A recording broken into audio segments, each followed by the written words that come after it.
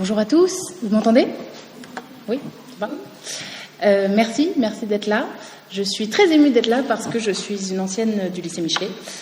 J'ai passé mon bac en 2000 ici et c'est la première fois que je revois le bâtiment. J'avais considérablement agrandi les pyramides dans ma tête, je ne sais pas pourquoi, mais voilà, je suis très heureuse d'être là. En plus, pour moi, les prépas, ça a toujours été les grands dans le lycée et en effet, vous avez l'air assez grand. Voilà, bravo. Donc, je me présente très rapidement. Je suis étudiante à Paris 1, je suis en doctorat avec Philippe Morel en histoire de l'art de la Renaissance italienne et je vais soutenir ma thèse le 5 juillet prochain sur Daniel Arras. Le titre exact de ma thèse est « Voir et savoir dans la théorie de l'art de Daniel Arras ». Et l'idée de cette thèse, disons... vous entendez pas bien? Ah, très bien. Faut le dire. Je vais parler plus fort. Je vais m'approcher du micro. Ah oui. Donc, je dois répéter. Bon, en gros, je suis en train de terminer. Enfin, j'ai terminé cette thèse sur Daniel Arras, et l'idée, c'est de comprendre comment faire d'une personnalité un peu excentrique de l'histoire de l'art un outil méthodologique pour des historiens de l'art de l'avenir, peut-être certains parmi vous et moi-même. Donc aujourd'hui, j'ai été invitée parce que un livre de Daniel Arras, un livre qui est donc la transcription d'émissions radiophoniques, Histoire de peinture, est au programme de l'ENS de Lyon, si j'ai bien compris. Et beaucoup d'entre vous vont présenter ce concours et donc cet ouvrage. Très bien. Donc il s'agirait de parler d'histoire de peinture, et pour cela, on a pensé avec Anne-Laure de recontextualiser un petit peu l'œuvre de Daniel Arras et vous parler un peu plus précisément de ce recueil. Donc très rapidement, pour ceux qui ne le sauraient pas, Daniel Arras nous a quittés il y a 10 ans, en décembre 2003. Il était né en 1944, ce qui lui fait une vie très brève. Il est mort à 59 ans d'une maladie dégénérative qui s'est manifestée 1 an et demi avant sa disparition, donc sa disparition qui a eu lieu en 2003. Daniel Arras a suivi une formation classique. Il a étudié à l'école normale, il est entré en 1965 à l'ENS de Paris et il est devenu agrégé de lettres classiques en 1968. Son diplôme d'études supérieures a été passé sous la direction d'André Chastel. Donc je vous ai mis quand même les noms des 3-4 historiens de l'art que je mentionnais là au tableau, avec leurs dates. André Chastel, donc historien de l'art, qui le prend sous sa tutelle dès l'école normale supérieure, historien de l'art qui avait fait l'ENS avec la mère de Daniel Arras, une certaine Henriette Lavergne. Ils étaient tous les deux dans la promotion de 1933 de l'ENS de Paris. Donc, André Chastel parle, on a la correspondance entre Chastel et Arras dans les archives de l'INHA, et André Chastel, l'INHA, vous savez ce que c'est? L'Institut National d'Histoire de l'Art. À l'INHA, donc, on garde la correspondance entre Chastel et Arras, et on voit que Chastel le considérait comme son meilleur étudiant. Donc, ce diplôme d'études supérieures, Daniel Arras le défend en 1967 et il s'y intéresse à la peinture de Masolino da Panicale. Est-ce que vous savez qui est Masolino da Panicale? C'est un peintre du tout début de la Renaissance italienne. C'est le maître de Masaccio. Masaccio, c'est cet artiste du début de la Renaissance aussi, 1401-1428, qui a, on dit, fait la première perspective monofocale, notamment dans la Trinité. Vous avez peut-être en tête cette fresque de la Trinité à Santa Maria Novella de Florence. Bref, diplôme sur Masolino qui est resté inédit, et puis Daniel Arras commence à publier et à enseigner. A enseigné à Paris 4 comme assistant, on disait comme ça à l'époque, puis maître assistant à Paris 4 et à Paris 1. Il va commencer bien sûr à étudier, à lire, et il va se passionner pour un autre auteur qui est Pierre Francastel. Pierre Francastel, donc cet historien de l'art que l'on dit être l'inventeur de la sociologie de l'art, notamment de la sociologie de l'art à la française, et qui passe pour être le grand ennemi d'André Chastel. Donc c'est intéressant dans la formation de Daniel Arras, c'est qu'il est entre ces deux pôles, André Chastel et Pierre Francastel.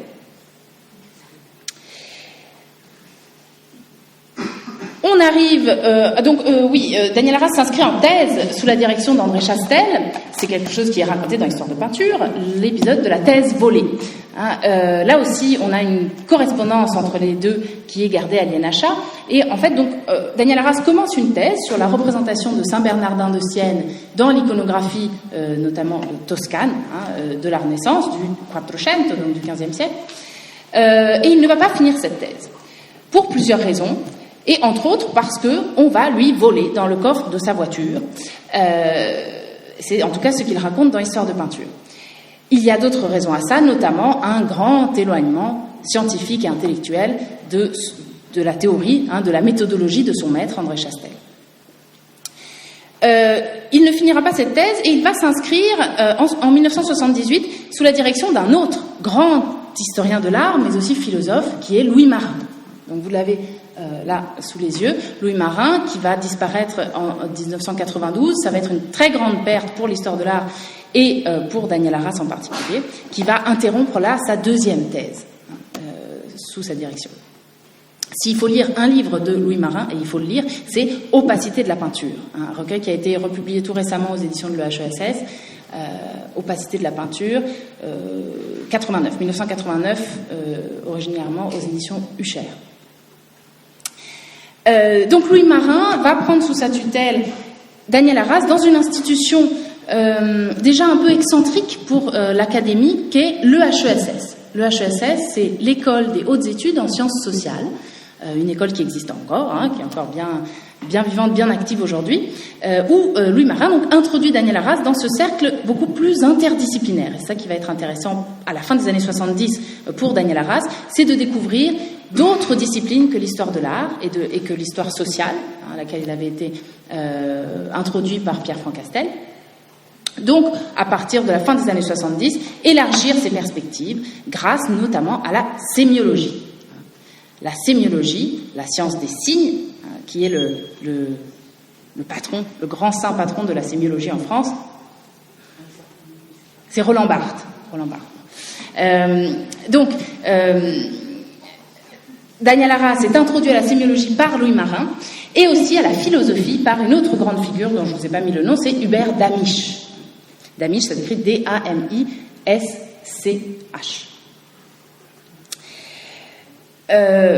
Hubert Damisch, qui est encore vivant aujourd'hui, et qui a écrit donc un très très grand ouvrage sur la perspective, qui s'appelle L'origine de la perspective.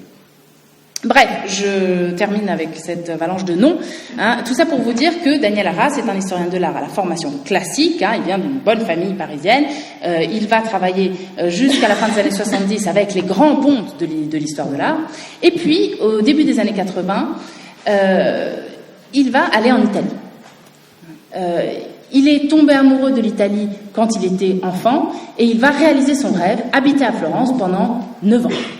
De 82 à 89, ça fait pas 9 ans, de 82 à 89, il va être à la tête de l'Institut français de Florence.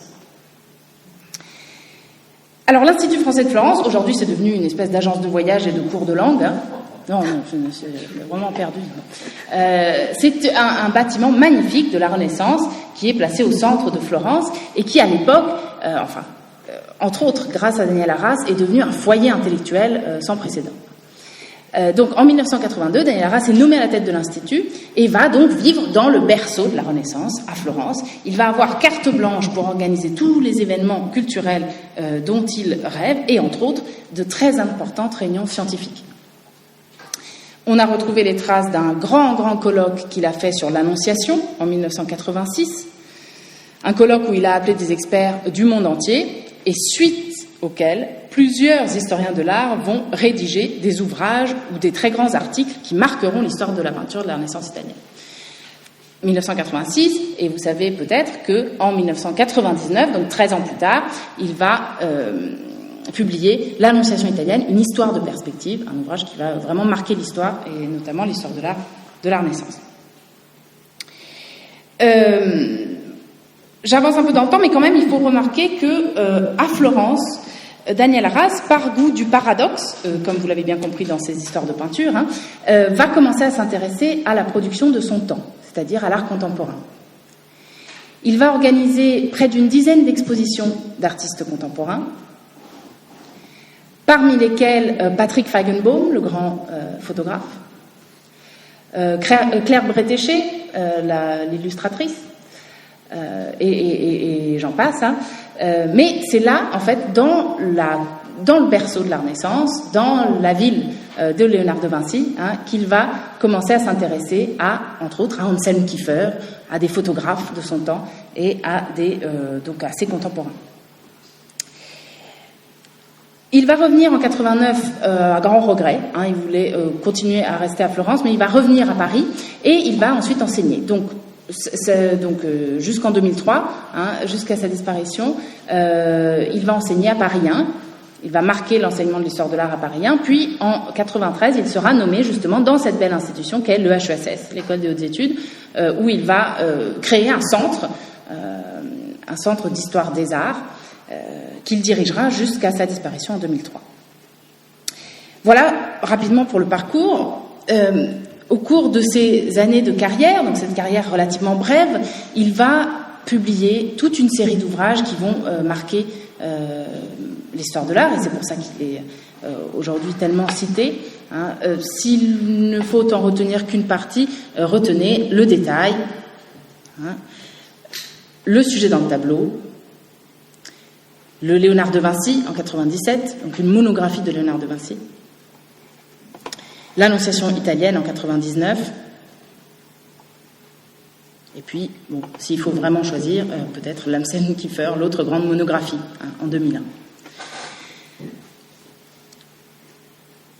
On ivoirien et histoire de peinture sont ces deux ouvrages de vulgarisation. Les autres sont des ouvrages plus spécifiques, hein, destinés à un public peut-être moins large, mais qui rencontreront un succès tout aussi grand. Hein, en librairie, une rapide enquête a montré que les gens achètent autant le détail, qui est un livre extrêmement compliqué. Est-ce que certains d'entre vous ont lu le détail ?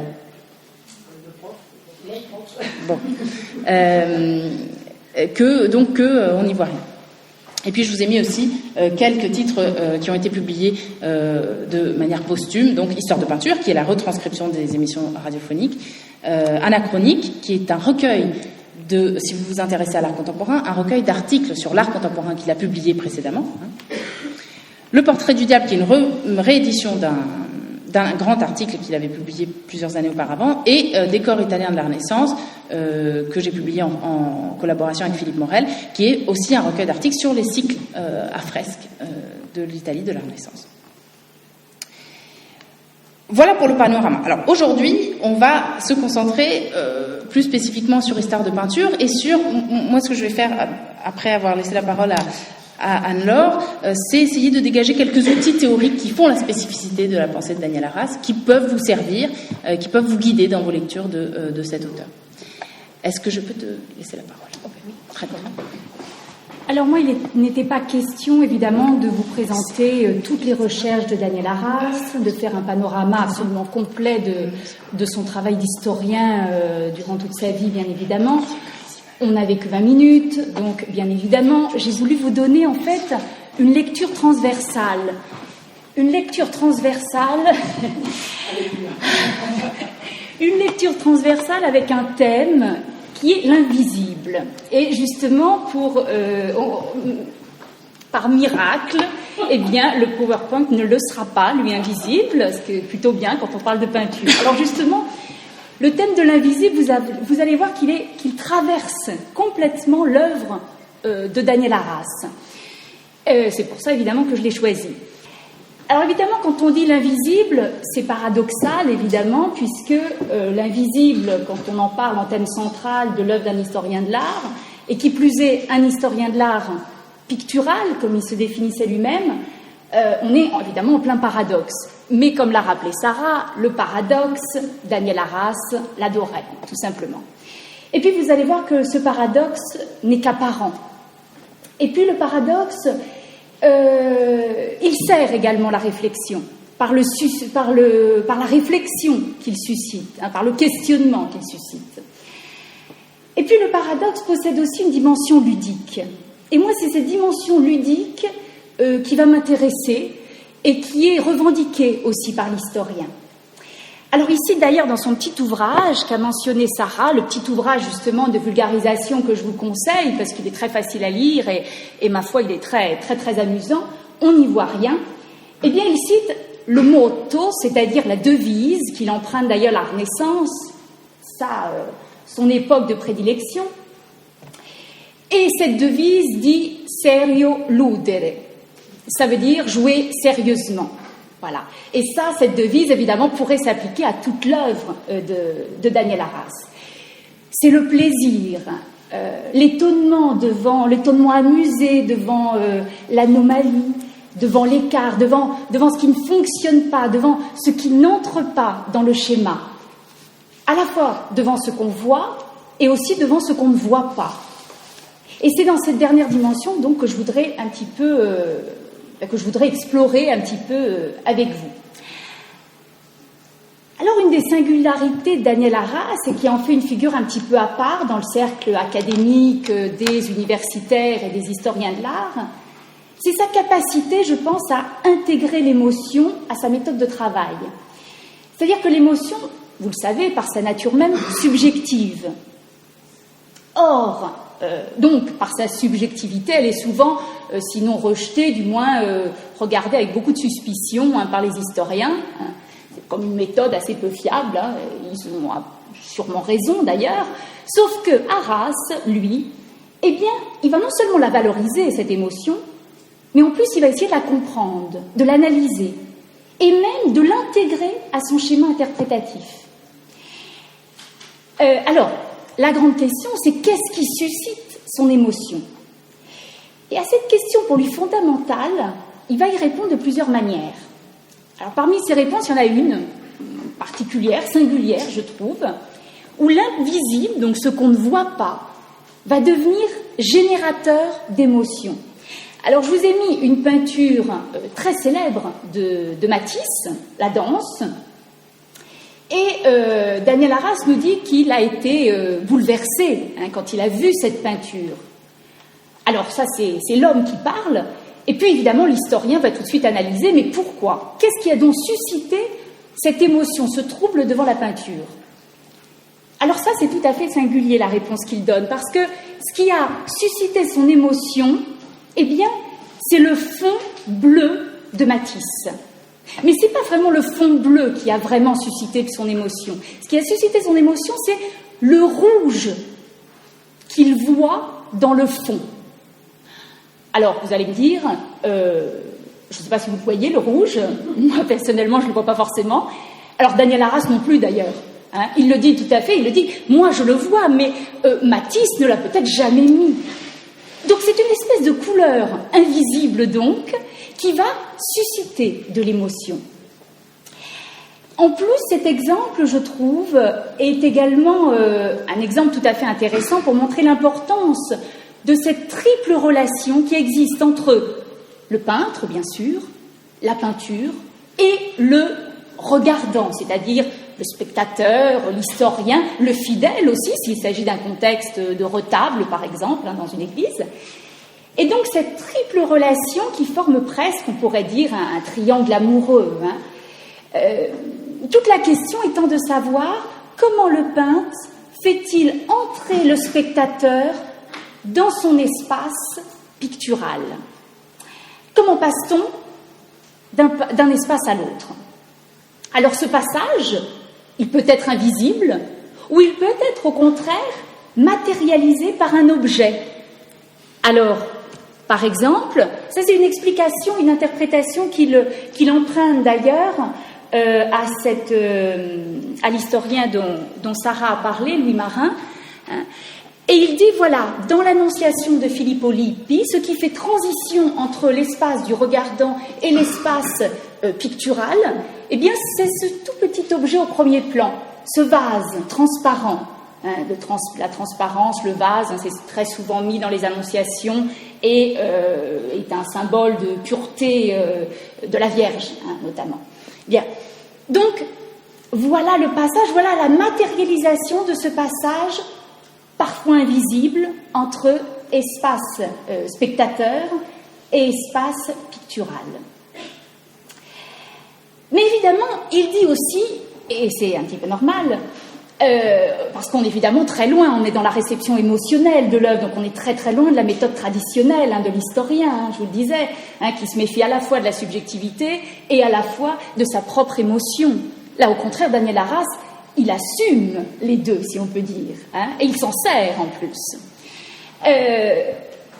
Mais il a évidemment cette petite phrase où il va se moquer de l'accusation qu'on peut complètement lui faire, c'est-à-dire de surinterprétation. Alors, là encore, dans son petit ouvrage « On n'y voit rien », il dit, alors je vais le citer parce que cette citation, elle est assez amusante et puis en plus, elle est très claire. Déjà, déchiffrer ce qui se voit, c'est délicat. Alors, interpréter ce qu'on ne voit pas ou très mal, c'est de la haute voltige. Alors voilà, mais c'est cette haute voltige-là, ce déséquilibre, ces possibilités en fait interprétatives de l'invisible qui plaît et qui font l'histoire de l'art pour Daniel Arras. C'est cet invisible, alors il dit, qui appelle le regard. Donc ça c'est une très jolie expression, je trouve. Une première remarque qu'on peut faire à propos du rôle assumé par l'invisible, c'est l'invisible, c'est son rôle de révélateur du temps narratif. En fait, dans la vision arassienne, la peinture n'est pas une image figée. Au contraire, elle intègre complètement l'élément temporel. Ou pour dire les choses peut-être plus simplement, il y a un avant, un pendant, et puis bien souvent un après dans la peinture. Et c'est un temps donc essentiellement narratif et qui va très souvent se révéler par la non-présence, par le cachet, par ce qui ne se voit pas et qui va en fait se révéler porteur de sens. Alors, là, je vous ai pris l'exemple le plus simple, qui est un très bel exemple de Fragonard, que vous connaissez certainement, qui s'appelle Le Verrou. Alors là, vous voyez, la composition, elle est très simple, elle est en deux parties, le tableau est divisé par la verticale. Vous avez la partie droite où vous avez donc un couple en train de fermer un verrou. Vous voyez combien les mots ôtent absolument toute sensualité à l'image. Et dans la partie gauche, vous avez pas grand-chose en réalité. Vous avez un lit avec des draps défaits et puis vous avez une tenture rouge qui pend d'un baldaquin. Voilà, donc rien. Mais alors quel rien? Parce qu'en fait, bien évidemment, c'est dans ce rien qui contient toute la sensualité de l'œuvre. C'est ce qu'on peut imaginer, cet après. Donc il y a continuité du sens là, c'est-à-dire que le sens ne s'arrête pas là où est l'image, il continue dans cet invisible, dans ce cachet. Là on voit aussi que l'invisible est aussi générateur d'imagination, puisque c'est bien nous qui voyons les choses. Un autre exemple, c'est le Tintoret. Autre époque, Mars et Vénus surpris par Vulcain. Alors, je ne sais pas si vous connaissez, si vous avez des souvenirs de votre mythologie, mais enfin, en gros, c'est Vénus, déesse de la beauté, mariée à l'affreux Vulcain, boiteux, vieux, enfin, pas séduisant pour dessous, et qui va se tourner vers le beau et grand et fort dieu de la guerre, Mars. Et Vulcain va surprendre les deux amants. Voilà ce que dit la mythologie. Tintoret, il va donc glisser Mars, vous le voyez à droite, il va le glisser sous la table, et Vulcain, lui, va donc, alors dans une interprétation moralisante, on voit Vulcain regarder par là où a péché sa femme, et Vénus se couvrant, honteuse, avec son voile, elle couvre sa nudité. Alors à cette interprétation, bien sûr, Arras en oppose une autre beaucoup plus sensuelle, là encore. Et Arras, il en propose une autre, et il la trouve dans la possibilité de l'après, qui va être symbolisée par le miroir, dans le fond du tableau. Là, on aperçoit Vulcain, alors il faut avoir de bons yeux, bien sûr, ici, mais enfin, on voit Vulcain, qui n'a pas un genou sur le lit, comme dans la peinture, mais qui a deux genoux sur le lit. Ça veut dire que ce n'est plus le reflet de ce qui se passe, mais c'est donc le reflet de ce qui se passera. Donc là, évidemment, c'est tout à fait intéressant. Alors vous allez me dire, on n'est plus dans l'invisible, c'est vrai. On est dans le peu visible, on est dans le caché. Et le caché, alors qu'est-ce que c'est, sinon le visible qu'on a consciemment ou inconsciemment rendu invisible. Voilà. Alors justement, c'est ce caché qui peut contenir également ce que Daniel Arras appelle, très joliment je trouve, l'hypothèse du secret. Alors voilà encore un autre exemple, un autre rôle de cet invisible. Dans l'annonciation ici de Filippo Lippi, on a le peintre qui montre un détail qui est totalement invisible pour l'homme du XVe siècle. Pourquoi ? Parce que tout simplement, cette annonciation, vous voyez sa forme, elle a une forme un petit peu cintrée, donc on imagine qu'elle était sur un dessus de porte, vraisemblablement. Hein. Donc très très en hauteur. Hein. Donc invisible. Or, Daniel Arras, alors c'est pas lui, hein, enfin il cite d'ailleurs, je ne sais plus qui exactement. Comment tu dis ? D'accord. Un autre. Et... J'ai pas entendu. Mais effectivement, il dit tout simplement qu'il emprunte effectivement ce qu'il avait vu, il en donne sa propre interprétation. Alors qu'est-ce qu'il a vu ? Quel est ce détail particulier ? Eh bien, c'est une toute petite boutonnière qui se situerait au creux du ventre de Marie, dans les plis de sa robe. Alors j'ai fait une photo d'un petit détail. Voilà. Et cette petite boutonnière, eh bien évidemment il faut l'interpréter, c'est une anomalie. Donc cette anomalie, il faut lui trouver une explication. Et Daniel Arras nous raconte qu'il n'y a aucune explication qui le satisfasse, c'est-à-dire qu'il n'y a pas d'explication théologique, il n'y a pas d'explication, il y en a, mais en tout cas qui ne l'ont pas satisfait. Il n'y a pas d'explication iconographique, ni historique, ni rien. À ce moment-là, quand on a épuisé toutes les interprétations, Arras donne comme interprétation l'hypothèse du secret. C'est-à-dire que le peintre a posé un détail, non pas pour qu'il soit visible, mais pour simplement qu'il existe. Alors, qu'est-ce que ça veut dire pour cette image ? Eh bien, c'est là... alors, il faut connaître évidemment un petit peu l'histoire de Filippo Lippi. Hein, je vous la conseille parce que c'est un peu aventureux et un peu romanesque. Hein, c'est un frère religieux, un camaldule, qui a quitté les ordres, donc qui était peintre, hein, bien sûr, grand peintre, très apprécié à l'époque, qui a quitté les ordres et qui, quelques années plus tard, va aller enlever une jeune religieuse qui lui servait de modèle lors d'une procession, en plus, dit-on. Hein, voilà. Alors, que dit Arras ? Eh bien, il dit, il voit dans cette petite boutonnière ce qu'il appelle le lieu du désir projeté du peintre. Voilà. Alors, cette fascination pour l'invisible, où le caché, vous le voyez, est un petit peu partout dans les interprétations de l'historien, mais il est aussi présent, et c'est ça qui m'a frappée, bien sûr, dans le choix de ses sujets. Un de ses sujets de prédilection, Sarah en a parlé, c'est évidemment l'Annonciation. L'Annonciation, c'est un de ces grands livres. Alors évidemment, moi je vous ai mis une image juste pour annoncer l'Annonciation. Ce n'est pas une Annonciation, bien sûr, ça serait trop simple. Alors je vais vous expliquer pourquoi. L'Annonciation, c'est, vous savez, le moment où l'ange Gabriel arrive et va annoncer à Marie l'incarnation.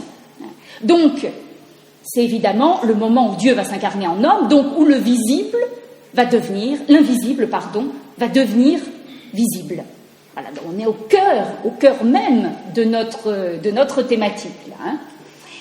Alors, je cite Daniel Arras, parce que là, je trouve que on ne peut pas beaucoup mieux faire.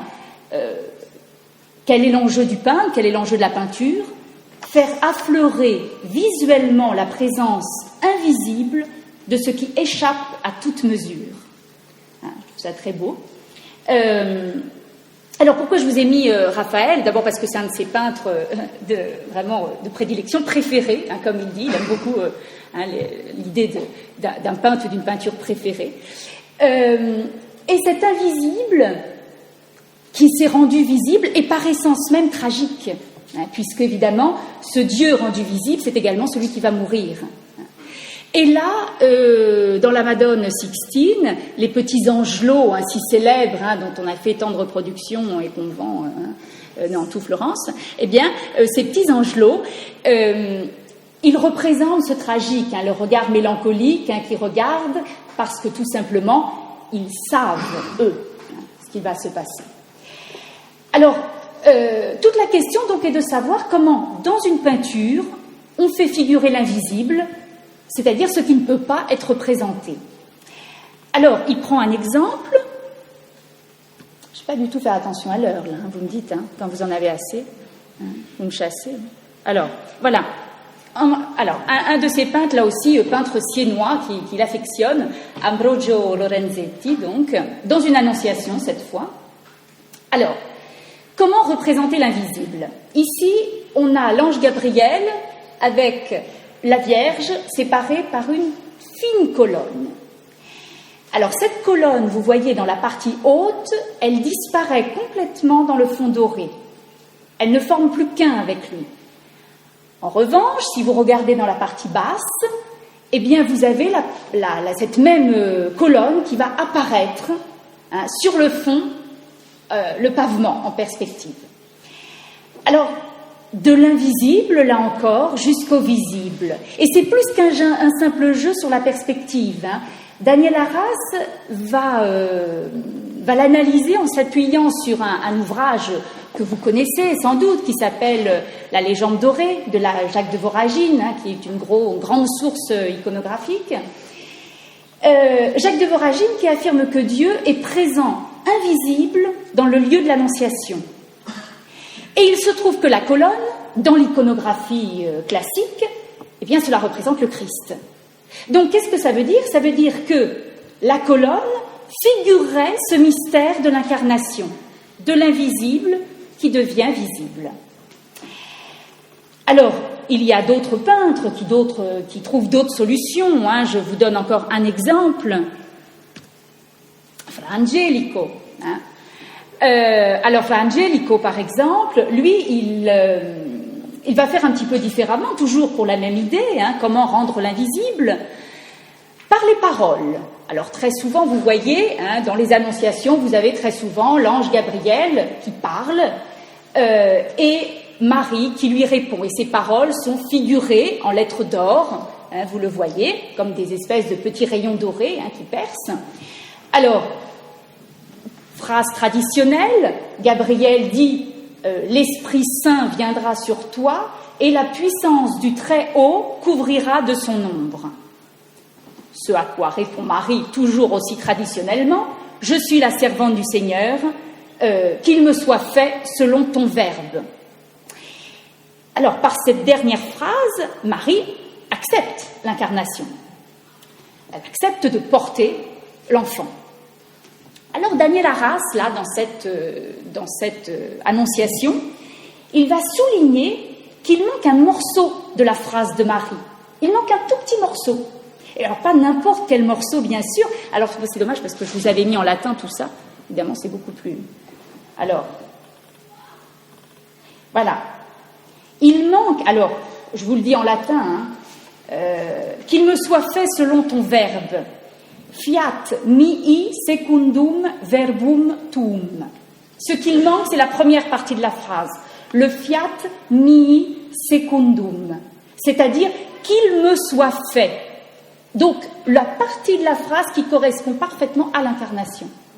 Donc, qu'est-ce que ça veut dire? Ça veut dire que cette petite phrase, elle disparaît pas pour rien. Elle disparaît derrière la colonne. Alors, on pourrait dire, là encore, c'est un petit jeu sur la perspective.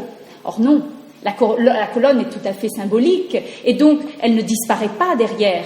Elle est absorbée par la colonne. Donc là encore, elle s'incarne, tout simplement. Voilà. Alors, ce qui m'a, j'arrive à la fin. de toutes ces histoires.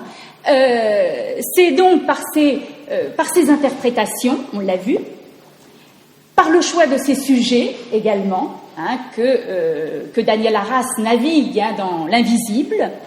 Et puis un troisième point, je pense, qui est important, eh bien justement c'est sa méthode, tu en parleras beaucoup mieux que moi, mais moi ce qui m'a intéressé justement c'est cette espèce d'adéquation entre interprétation, choix du sujet et méthode employée.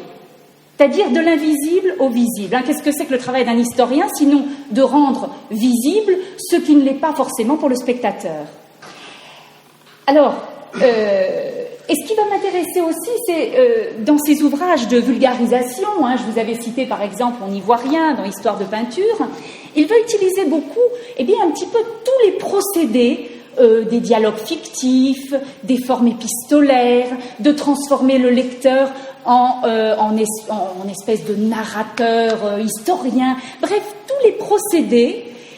Il va montrer également ses errements, ses erreurs, ses manquements pour arriver à l'interprétation finale. Il va nous montrer un petit peu ce que normalement on ne nous montre pas, c'est-à-dire les cuisines de l'histoire de l'art. Donc là encore, il va rendre visible quelque chose qu'on ne voit pas. Et puis, enfin, comme vous aviez, comme certains, j'imagine, ont lu Histoire de peinture, rappelez-vous que c'est quand même 25 émissions radiophoniques, sans images. Comment parler de la peinture, ce qui d'ailleurs allait bientôt m'arriver, puisque mon PowerPoint ne marchait pas, et je l'aurais sûrement moins bien fait que Daniel Arras. Comment parler de la peinture sans la montrer ? Donc là, on est dans la peinture invisible. Alors pour conclure, finalement, Daniel Arras, il aura peut-être toute sa vie d'historien, en tout cas, refusé le diktat d'Alberti, qui voudrait que le peintre n'ait affaire qu'avec ce qui se voit. Eh bien, Daniel Arras a fait tout le contraire. C'est qu'il a passé sa vie à chercher ce qui ne se voyait pas, ce qui va lui être révélé.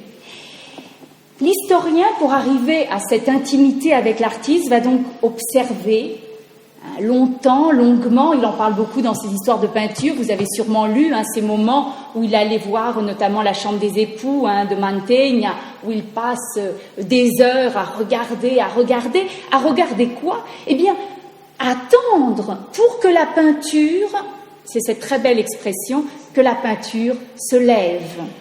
On est proche de la révélation quand même. Et ce qui est à mon sens effectivement très beau, évidemment, c'est l'année, c'est à titre posthume, puisque c'est en 2003 qu'il a écrit, c'est ça ? Il a été publié en 2004, mais les émissions... sont de 2003, c'est ça, voilà. Donc, la peinture s'est levée à partir du moment, donc, quand elle s'est levée, quand la peinture a été révélée, quand elle a été rendue visible, le regard, à ce moment-là, nous dit Daniel Arras dans ses histoires de peinture, peut s'en détacher. Parce que dès lors, l'historien va la porter en soi et fera donc de l'invisibilité retrouvée de l'œuvre, quelque part, sa propre intimité. Voilà. Bien, merci. Merci.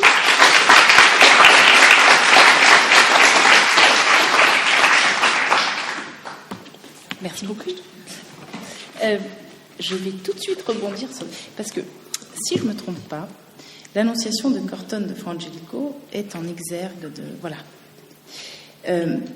Donc, vous n'avez pas lu le détail. Alors, c'est pas grave. Si vous l'avez entre les mains, ne lisez que la page 20 à 23. C'est une exégèse à partir de l'Annonciation de Cortone. Et je pense que c'est une excellente introduction, parce que je pense que vous êtes en prépa littéraire, donc un des soucis qui va vous intéresser le plus de Daniel Arras, c'est comment faire lire quelque chose qu'on voit, comment rendre lisible le visible et l'invisible. Et du coup, cet exergue du détail, c'est un texte magnifique parce qu'il parle d'un texte, c'est un texte qui parle d'un texte, de cette inscription qui est de cette inscription du milieu, où le fiat mihi disparaît dans la colonne. Le tableau s'approprie le texte, englobe le texte en lui, pour donner à voir l'invisible, le secret qui ne peut rester que caché, parce que c'est le secret qui va fonder l'humanité, qui va faire entrer l'humanité dans l'ère de la rédemption avec l'incarnation. Il me reste 5 minutes 10 minutes. Très rapidement, sur ces questions des outils harassiens, je voulais vous en mentionner 4. Premièrement, donc je vais commencer par ça parce que du coup ça me permet de faire une transition avec ce que tu viens de dire, le métier d'écrivain, le métier d'historien de l'art écrivain. Deuxièmement, la question du plaisir. Troisièmement, la question de l'écart. Et enfin, celle de l'anachronisme. Ça, c'était, disons, mon premier point. Et puis ensuite, je voulais vous parler de quelques procédés harassiens, mais peut-être que j'en aurai pas le temps, c'est pas très grave. Tout d'abord, la question du métier de l'écrivain. On ne peut pas connaître Daniel Arras si on n'a pas lu On n'y voit rien. Et On n'y voit rien a, hélas, une fortune critique un petit peu regrettable, puisque dans l'académie, enfin en tout cas dans le milieu dans lequel moi je patauge, on ne considère pas On n'y voit rien comme un ouvrage scientifique, justement parce qu'il est écrit dans une forme qui n'est pas scientifique, le dialogue, entre autres. Alors, premièrement, il faut se souvenir qu'à la Renaissance et aussi au Moyen-Âge, tous les grands traités sont des dialogues. Tous les grands écrits sont là. Pourquoi ? Parce que le dialogue, c'est ce qui va faire sortir la connaissance. C'est ce qui va faire sortir la maïotique, c'est-à-dire c'est ce qui va éduquer. Éduquer, ça veut dire sortir de l'ignorance. Platon en est l'inventeur. Donc, Daniel Arras va choisir des styles variés pour donner à voir des choses parfois visibles, parfois invisibles de la peinture. Et en plus d'On n'y voit rien, il va s'interroger dans toute sa carrière sur la manière dont on peut donner à lire le visible. Ça, c'est une idée qu'il va redigérer, mais qu'il va prendre de Pierre Francastel. J'en reviens à son tout premier maître. Pierre Francastel, c'est non seulement l'inventeur de le fondateur de la sociologie de l'art à la française, mais c'est celui qui va vraiment théoriser cette idée que la peinture est une pensée non verbale, c'est un langage, mais c'est un langage qui est différent du texte. D'accord ?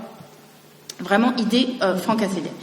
Et pour cette raison, on m'a demandé il y a à peu près 6 mois d'intervenir sur la description chez Daniel Arras. Il n'y a pas de description chez Daniel Arras. Toute description est déjà... il n'y a pas de description au sens traditionnel du terme qui suppose d'épeler le tableau. Daniel Arras s'élève contre ce spelling, comme on dit en anglais, beaucoup plus clairement qu'en français, cette énumération de motifs qui ne font que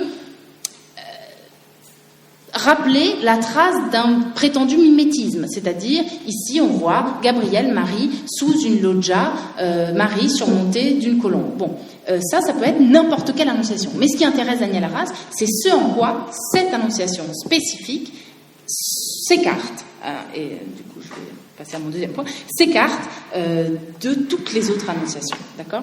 Trouver la forme langagière singulière et spécifique à chaque œuvre d'art pour en parler. Donc première chose très importante. Et ça, alors du coup je ne vais pas vous citer parce que j'ai pas de temps, mais vous pouvez noter page 26 de cette édition-là d'Histoire de peinture. Bon d'accord, je vous le lis quand même rapidement. Page 26, qu'est-ce qu'il dit ?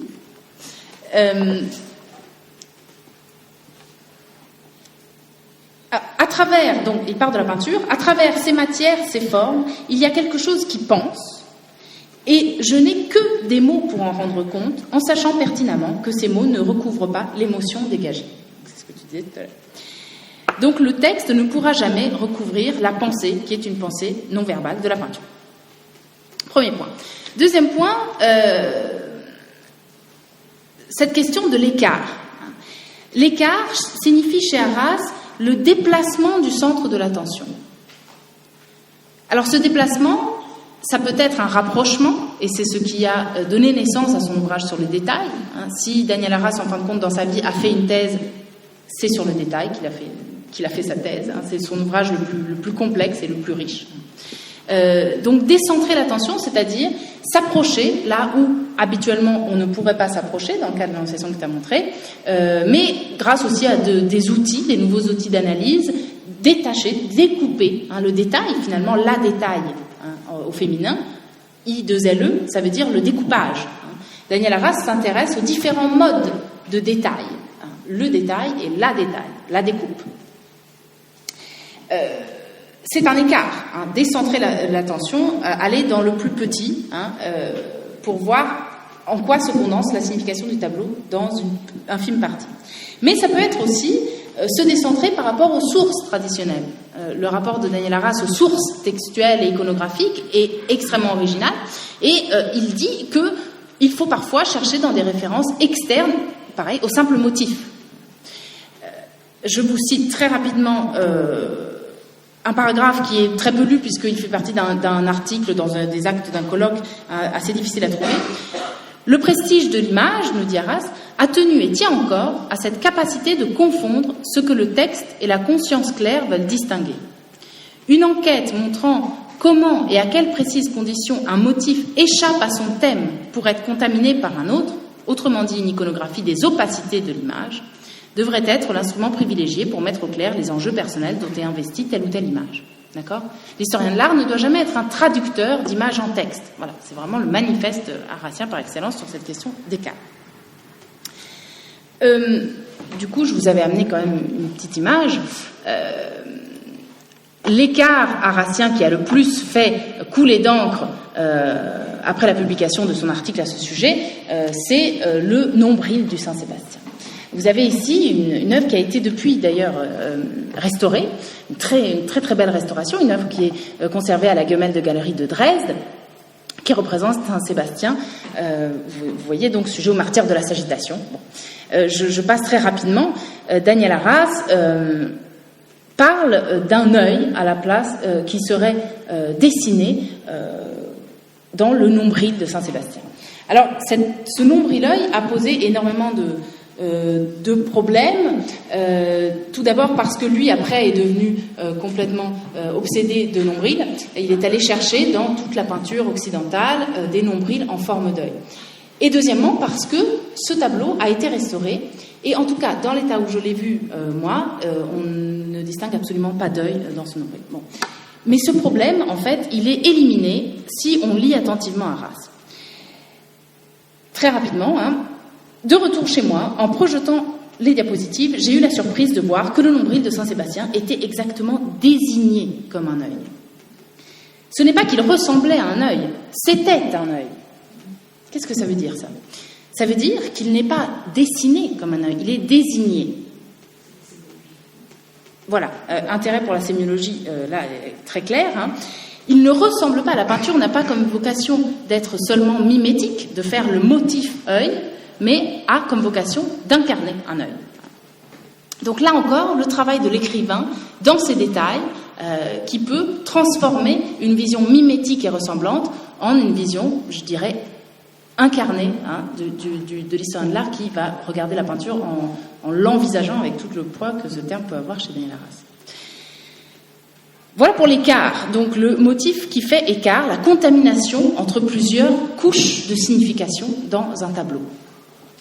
Je vous renvoie pour cela au tout petit chapitre qui s'appelle « Nombril » dans le détail, où il synthétise cette interprétation.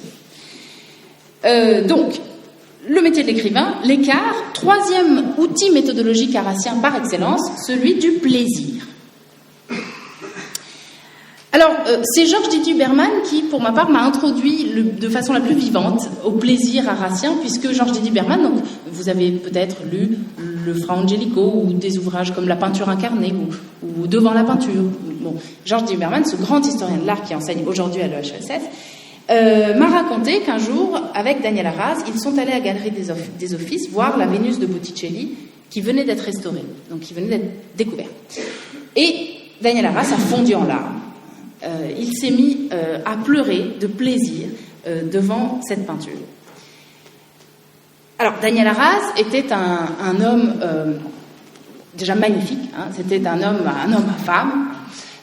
Il trouve le plaisir c'était un grand buveur de vin toscan quand il habitait à Florence. Et il trouve du plaisir dans tout, et surtout dans la peinture. Il ne faut pas oublier que le détail est dédié, en début, à sa femme de l'époque, Fabienne. Donc la dédicace dit « à Fabienne dans tous ses détails ». Il y a une dimension heuristique comme ça du plaisir harassien. Et pour ce qui est du plaisir harassien, je vous conseille de lire le chapitre sur Marie-Madeleine de On Ivoirien. Donc On Ivoirien est un recueil d'essais. C'est le 4e essai qui s'appelle La toison de Madeleine. Et dans cet essai, Daniel Arras va mener une enquête sur l'exubérance de la chevelure de Madeleine. Et il va dire, Madeleine est représentée avec tellement de cheveux qu'en fait, ce qui est suggéré, c'est ses poils pubiens. Ce sont ses poils pubiens, donnés à voir, à ne pas voir, montrés comme cachés. Et là, encore une citation d'un texte un petit peu plus difficile à trouver de Daniel Arras.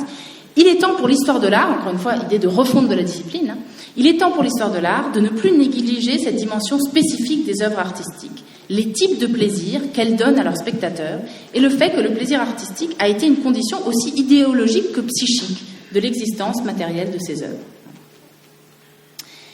Dans Histoire de peinture, toute une série de remarques, et là c'est dans tout le recueil, laisse la trace de ces plaisirs de l'historien de l'art.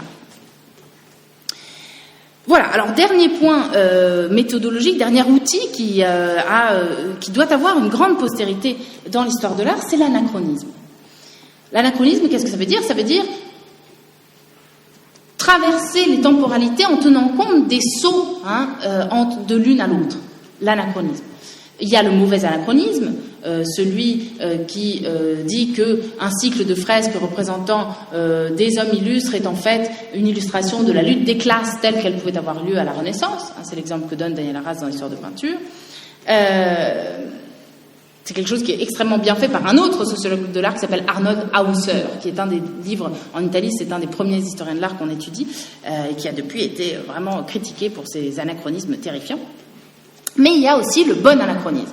Et ça, le bon anachronisme, c'est quelque chose qui n'est pas encore passé dans la pratique de l'histoire de l'art. C'est quelque chose pour lequel Daniel Arras est encore aujourd'hui critiqué dans l'histoire de l'art traditionnelle. Selon lui, il y a 3 temps de la peinture. Le maintenant, c'est-à-dire nous nous trouvons à Dresde, à la Gemäldegalerie de Galerie, devant le Saint-Sébastien. Donc l'œuvre est ma contemporaine. Il y a le temps de sa production, et Daniel Arras est un très très bon iconographe, un très très bon historien. Jamais aucune interprétation n'est superficielle du point de vue historique, et d'ailleurs c'est pour ça qu'on ne peut jamais parler de surinterprétation pour les analyses arrasiennes. Donc le temps de maintenant, le temps de sa production, donc une enquête sur le contexte de sa production, et l'entre-deux. Et c'est en cela qu'il est extrêmement original, Arras, c'est qu'il dit les œuvres portent la trace de tous les regards qu'on a portés sur elles. D'accord ? Le regard touche l'œuvre. Et l'œuvre garde en elle, pour celui qui sait les voir, les traces de ces regards. C'est ça que montre aussi le détail. Dans Histoire de peinture, vous avez un essai qui s'appelle « Les heures et malheurs de l'anachronisme », un autre sur Foucault et les Ménines, et un troisième qui s'intitule « De Manet à Titien », où cette question est très bien expliquée. Voilà, alors j'ai peur de trop de... oui, voilà. Je vous l'ai dit juste comme ça, ça c'était des outils, des outils qui peuvent servir plus tard dans l'histoire de l'art, et qui sont propres à Daniel Arras, et très rapidement ce que j'appelle des procédés. Alors il y en a 3, des procédés arrasiens, c'est toujours mon avis, il y en a certainement énormément d'autres, mais 3 que j'ai isolés, disons, de ses écrits. C'est premièrement que l'histoire de l'art est une intrigue, et que le peintre trame la signification de son œuvre, comme un tisserand trame un tissu. Et du coup, il n'y a jamais de fin à l'interprétation, comme il n'y a jamais de fin à une trame. Il faut arrêter de chercher la vérité dans l'interprétation. C'est en cela que Daniel Arras se distingue de beaucoup d'historiens de l'art. Donc, premièrement, l'histoire de l'art par trame et par intrigue. Deuxièmement, tu parlais Non, tu n'as pas parlé d'intuition. Non. L'intuition comme méthode. Hein.